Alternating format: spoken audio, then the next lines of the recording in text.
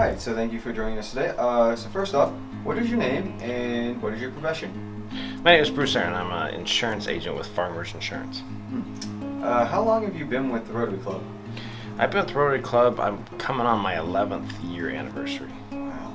So why did you become a member of Rotary, and what does Rotary mean to you? Well, I moved here. I was born and raised in Oregon, and I moved here about 12 years ago.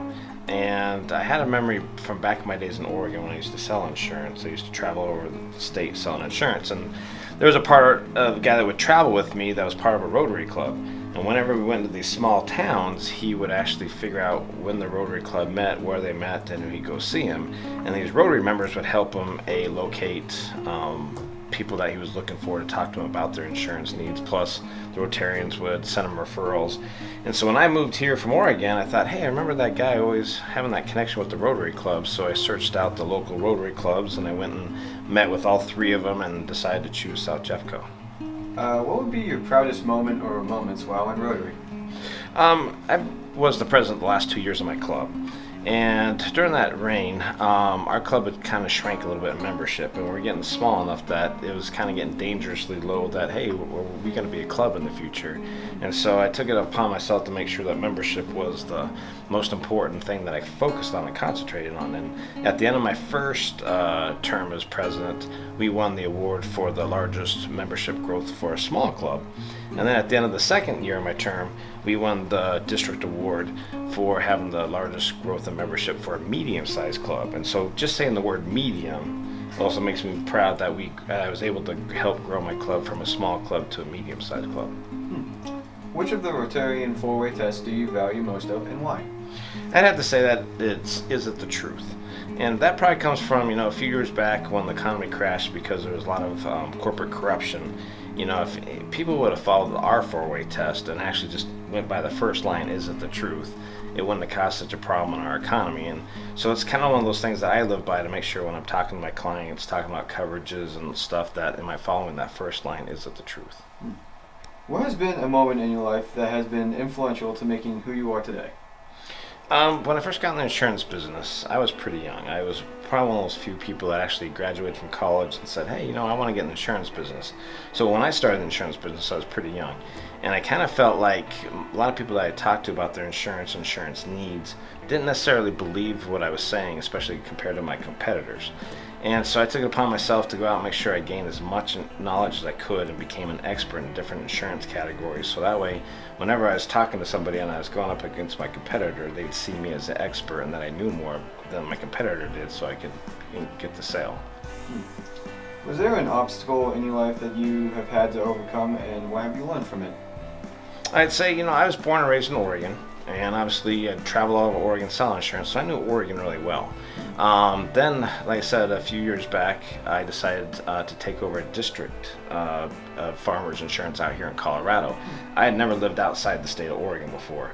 So packing up my family, which my wife was pregnant at the time, and moving out here to Colorado where we knew nobody, we had no family, and to start my own business on top of that, which I'd never done before, was a pretty big challenge that obviously I was able to overcome and have some success.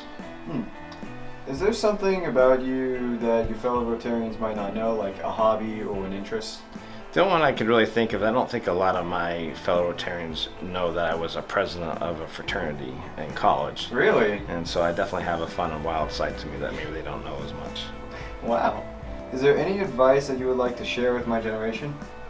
It's all about hard work, and there's no shortcuts, and I'm sure your generation's heard that before, but really with some of the examples I've already given you today, it's, as long as you put your mind to it and you work hard and focus on it, you can overcome any obstacle. So, you were stepping into the field of entrepreneurship, and having your own insurance business must have been difficult. So how did you feel when making those first steps? It was very nervous. Like I said, not only was I starting my own business, I was starting my own business in a different state where I knew nobody, had no connections. And again, that's one of the reasons why I joined Rotaries, because I had none of those connections. But very nervous and not sure. But obviously, with, like I said before, a little hard work, everything kind of pays off. So in your bio, it says that you have mentored upcoming insurance agents. I was just wondering what it means to be a mentor to you. Actually means a lot because, so as a district manager, I was a district manager for probably about the last 10 years of my career. And as a district manager, we have to recruit new people into the insurance business. And you become their mentor and help train them, help them become successful. And that was one of the reasons why I actually liked being district manager, became a district manager, because I actually enjoyed seeing people that I got into this career have success. We go to these company meetings where they win awards and they go up on stage and they win these awards, and that made me feel very proud, because when I bring this new person into the insurance business, not only am I bringing that person, I'm bringing that person's family, and so to be able to help them be successful and provide better for their family means a lot to me. What characteristics should a president of a Rotarian club have? I'd say the most important one is time management, because we already have our personal life, and then we have our business life, and then you want to have some fun leisure life, and then all of a sudden this Rotary presidency has to fit in there somewhere, and there's a lot to it, and there's a lot, you get a ton of emails, you got a lot of things you need to report and do and work on your club. So it's about managing your schedule and fitting these certain time frames that you're going to sit down and specifically work on Rotary issues. Are there any activities that you like to do with your children? Yeah, actually, I'm actually a coach. I have a 13-year-old boy named Dawson and a 10-year-old boy named Davin. And as Dawson was growing up, I coached his first t-ball teams, basketball teams, and as he's gotten older, I helped coach his competitive baseball and football teams. And with Davin, as he was young, same type of thing. I coached his t-ball teams, his soccer teams when he was young, and currently still coaching his basketball team. While I was president, was there a unique project that you brought to your club? While I was president, I was presented with a new, unique project of the anti-bullying campaign, that they wanted to do a video contest with anti-bullying videos at Bear Creek High School.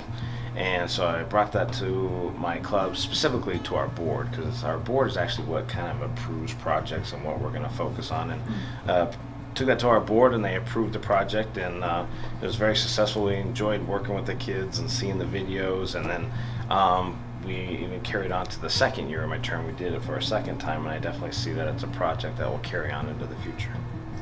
All right, thank you for your time. All right, thank you.